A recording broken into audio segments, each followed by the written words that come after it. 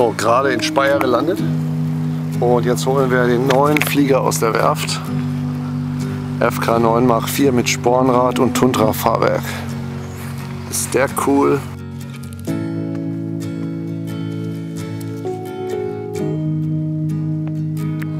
Das ist also die FK-Werft. Hier werden die schönen FKs zusammengesetzt.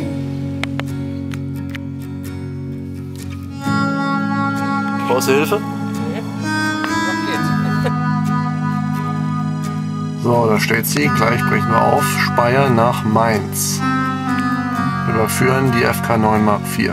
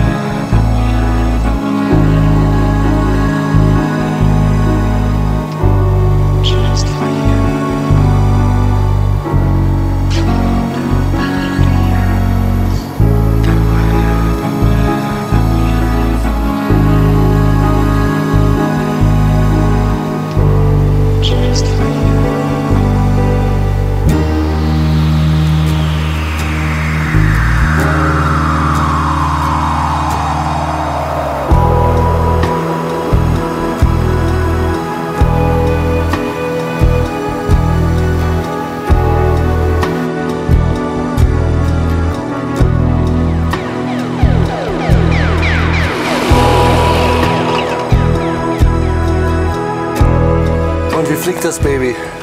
Ja. Cooles Ding? Auf jeden Fall. Es fliegt halt, also es landet komplett anders als die Komet. Es ist unglaublich, wie lange der Apparat noch fliegt.